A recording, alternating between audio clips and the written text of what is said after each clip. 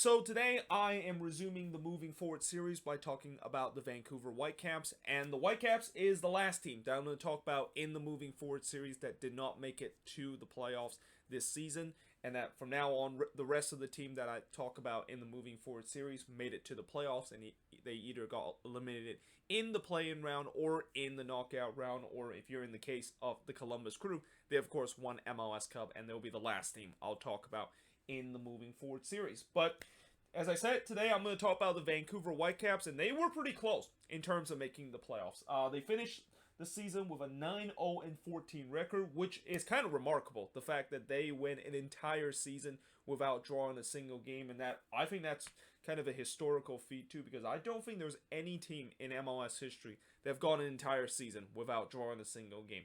Sure, yes, this season is a shortened season.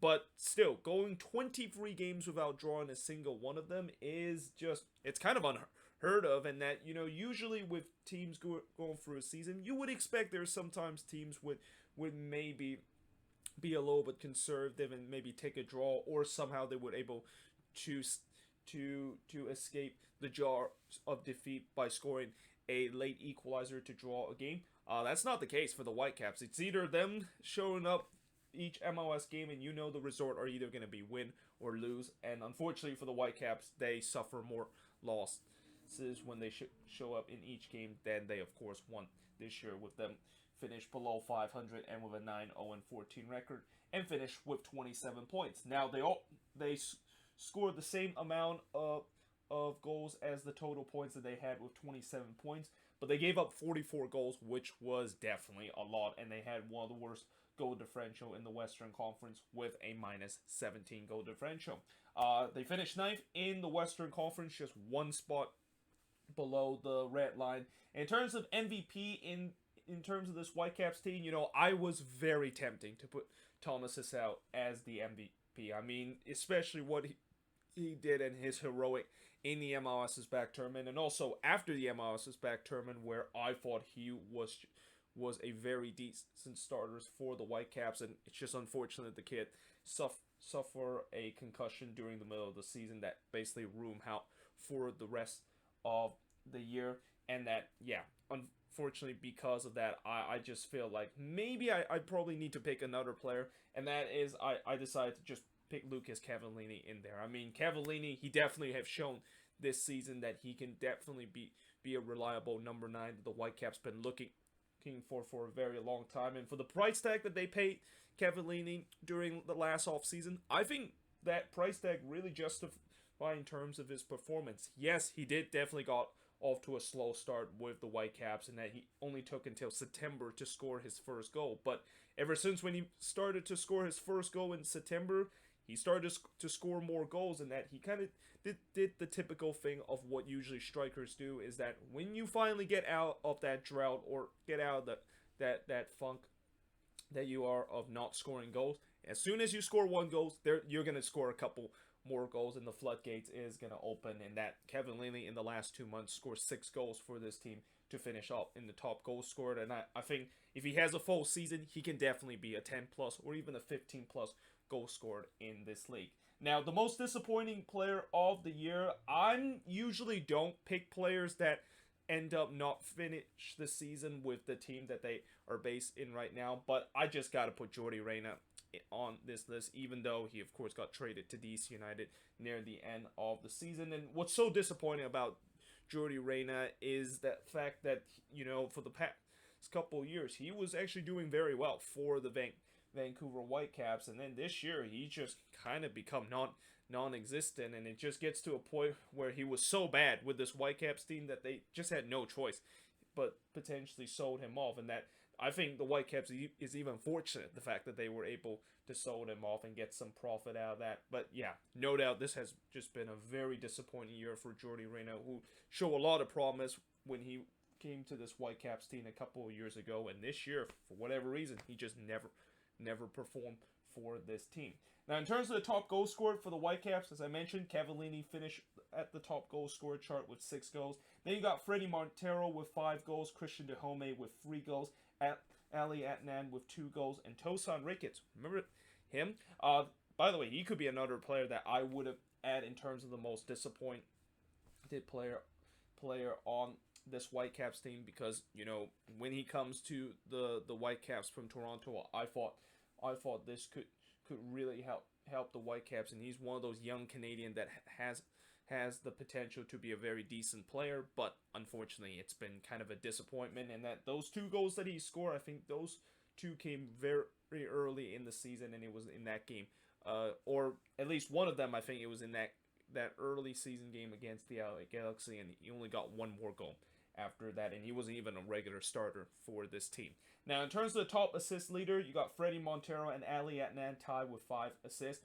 David Milinkovic with 4 assists, alongside with Christian Dahome also with 4 assists. And then finish off the list in terms of the top assist leader, you got Michael Bautista with 3 assists. Now, what went right for the Vancouver Whitecaps? Obviously, we got to talk about the MLS's back tournament. I mean, I think if there is a highlight for this Whitecaps team this season, it has to be the MLS's back tournament. Like, who would have thought that the Whitecaps, who they were not only up against it in the MLS's back tournament, with them having to play a couple of good teams like the Seattle Sounders, the San Jose Earthquakes, and the Chicago Fire, but knowing the fact that they were pretty much putting a USL level team in the MLS's back tournament, and they basically lost a lot of their starters player for that MLS's back tournament, because most of them decided to opt out and they don't want to be part of it.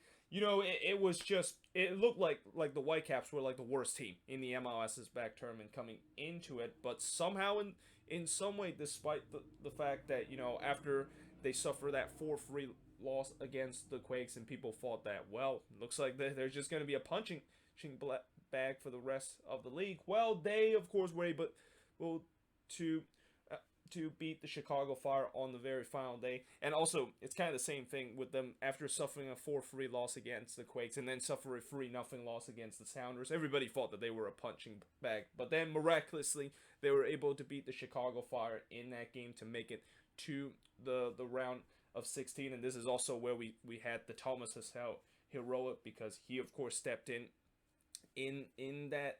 Well, he came in for Maxime Crépeau right in the middle of that Sounders game, because Crépeau, of course, ended up having a broken finger, and that he, for the rest of the tournament, he was really the unlikeliest hero we have seen in this tournament. And that, in that game against Sporting KC in the round of 16, they even took them all the way to a penalty kick shootout. And unfortunately, because of the fact that it seemed like the Whitecaps don't really practice penalty kick shootout, and that none of their players are really good penalty kick taker, they ultimately kind of got fall in terms of that penalty kick shootout against SKC. But then again, I will say that, there's no shame in terms of losing a penalty kick shootout to Sporting KC, especially losing a penalty kick shootout against arguably the best penalty kick stopper in the entire league, and even in league history, in Tim Melia. I think there's no shame in terms of losing that. But yeah, it was quite miraculous, the fact that the Whitecaps, everybody thought that they were just a team where they're just there to pretty much just enjoy the experience, and then they're just going to kind of move on and get things back to normal once they get their regular starters. And yet this team actually made it to the round of 16. And I think besides FC Cincinnati that made it to the round of 16 in the MLS's back tournament, the Whitecaps is probably one of the most unlikeliest team you would think that actually make it to the next round of the MLS's back tournament, and actually finish in the top 2 spots of that. Now, in terms of, well, actually they didn't finish top 2. I think they finished 3rd in that group, but still, you get what I mean. The fact that they of course somehow in some way made it to the round of 16 of the MLS's back tournament. But the other thing is that they finished the season strong with a 4-0-3 record, and that they definitely made some progress in terms of this long rebuild that they had. Although early on this season, when they were really struggling, I was kind of concerned about this Whitecaps team, and there was definitely writings on the wall for Mark Dos Santos, knowing the fact that maybe he's not the right guy in terms of actually progressing this long rebuild that the Whitecaps started last season. But as the season goes on, they started to get better and better, and eventually they definitely finished the season strong, and that is definitely some big progress in terms of them making some progress, and pretty much now into stage 2 of the long rebuild that they are enduring right now. Now, what went wrong for this Whitecaps team? Well, yeah, defending. As I mentioned, 44 goals is a lot of goals that they could conceded, and defense has been an issue for the Whitecaps for the past couple of years. And although it kind of got a little bit better when they gone on that strong run to finish the season with a 4-0-3 record, in the beginning stretch it was pretty bad. Like their defense for most of the time was just hanging on for dear life, and there was just some last ditch kind of defending that they've been doing. And last ditch defending is good to do when you do it a couple of times in some of the game that you play. But if they do it like all the time, then there's definitely some concern in terms of the defense, and also how the midfield was just getting absolutely overrun at time this season. They dug themselves in a hole by going 5-0-11 to start the first 2/3 of the season. But even then, even if when they only got 12 points out of the possible, well, they only got 12 points in their first 16 games of the season, this team still has a chance to potentially make it to the playoffs. And actually, no, it's not 12 points. It's actually 15 points out of their first 16 games. But even then, when you look at how good of a run that they made near the end of the season, they were in a spot in terms of making the playoffs. And there was time where they actually were above the red line. But as it is the case for most of these teams, or for all of these teams that have barely made it to the playoffs, you always have to look at if there is any resort that you think might be the one that, of course, come back to haunt the Whitecaps, and that this is the resort. Either if we would have won this or get a draw out of this resort, we would have made it to the playoffs. And that resort, I think, has to be that game against the Galaxy on October 18th, where, that was a game where the Whitecaps had a chance to make it 3 wins in a row, and they were coming off with probably their biggest win of the season against LAFC at home, and that they were facing a Galaxy team that were on an 8-game losing streak, and they were just going through a downward spiral coming in to that game. And I thought that was a game where the Whitecaps could easily beat the Galaxy, and especially they did it earlier this season. Surely they can do it again and get a huge 3 points. They even get themselves in a better position in the playoffs. Well, no. They lost that game, and they lost 1-0 in that one, and it was also a crushing loss for them too, because they gave up like an 89th minute winner in the very last minute of that game. And if they would have won that game against the Galaxy, they would have made the playoffs. I mean, they would have tied on points with the San Jose Earthquakes, but obviously the Whitecaps have the tiebreaker over the Quakes because they have more wins than the Quakes in terms of the regular season. So yeah, if they would have won that game, they would have been made it as the 8th seed. But because of the fact that they lost that game, and that they lose to a team that haven't won a game in a very long time, it's gotta hurt the Whitecaps that they're the one that finally end the misery of the Galaxy run in the downward spiral that they were going in the second half of the season. Now, moving forward for this Whitecaps team, as I said, since they are on a rebuild, and that really, since they made some progress in terms of this rebuild, hopefully this offseason they won't be too conservative and think that, well, we made some progress in our rebuild, but now we're not gonna do anything to trying to continue to get ourselves to the next level and maybe make it to the playoffs and contend for the playoffs heading into next season. And that I really think they really need to add some more signings, and that some of these signings that they need to add has to be that number 10 role. I mean, there really isn't a good number 10 for this Vancouver Whitecaps team, and we've seen so far in this league. One thing that you want to be successful in this league, and something that you definitely need if you're going to be playoff contender, is that you got to have a good number 10, and kind of a DP level kind of good number 10 of a player to get yourself into the playoffs. And for the Whitecaps, they just don't have that option right now, and that they need to potentially find it in the offseason. And that they also maybe need a number 9. I mean, I know Cavallini and Freddie Montero, both of these guys have been supplying the goals for the Whitecaps in terms of that number 9 role. But Montero, he's what, in his mid-30s and about to turn 34 or 35 years old heading into next season. I mean, his productivity is going to continue to slow down. So I think if the Whitecaps are going to be thinking about finding a backup for Cavallini, or if Marc Dos Santos decide to play two striker up front, which there was time that he decided to do it during last season, he needs a better option than what Freddie Montero has, and that they definitely it doesn't hurt the fact that they of course would go out and potentially find themselves a number 9. Now the final thing moving forward for them is that they need to find a way to either buy down or maybe even sell Elly Anton or convert him as a winger.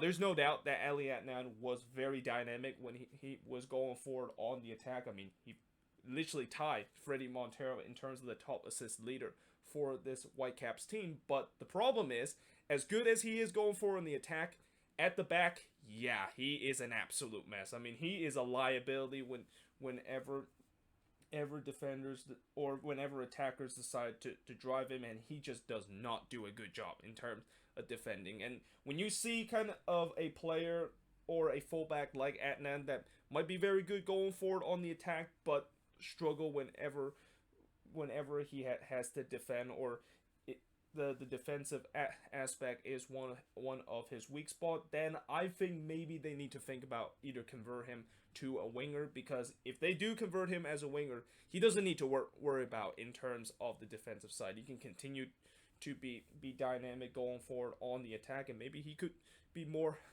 productive in terms of that part. Now, if they don't think about converting him as a winger and keep him as a fullback, at least they might have to think about buying down his contract. I mean, I don't think there's any team in this league that use their DP spot on a fullback. And, you know, I talk about how there's a cardinal sin that you never use your designated player spot on a goalkeeper. Well, there's technically also an unofficial cardinal sins that you do not want to use your DP spot on your back four, and especially in the fullback position, because, you know, most of the time when you see teams that spend the most money to get a designated player, they usually get it as a midfield or even a central attacking midfielder and your number 9. There's no team in this league that wants to spend big money to bring in a defender, because it's just going to be a waste of a DP spot, and there's quality defenders in this league that you don't really need to spend that much money and really need to spend a DP spot in order to get him. So I really think for the Whitecaps, if they want to open themselves another DP spot, which I believe they have one more DP spot available, because I know Cavallini is a designated player and Adnan is also a designated player. But if they want to have two DP spot heading into this off season, they need to think about buying down Adnan's contract, or even just set him, even though I know some Whitecaps fans will think it's crazy, the fact that they're thinking about selling Elly Anton with the way that he really could contribute on the attack. Well, it's either that, or you either convert him as a winger or just buy down his contract, because making him as a DP, as good as he is going up front, you just cannot put a designated player on a guy that you also expect to do well in terms of the defensive department, and he doesn't even do that very well. So yeah, they need to have to make a big decision in terms of what they're going to do with Elly Anton this offseason. But there you have it. That is pretty much it in terms of my moving forward series about the Vancouver Whitecaps. Let me know in the comments below, what do you think of this video? And if you're a Whitecaps fan, what do you think went right, what went wrong, and most importantly, moving forward, how is your team going to continue to improve and maybe even get themselves into playoff contention heading into next season? But until then, hope you guys enjoyed this video, and I will see you guys next time.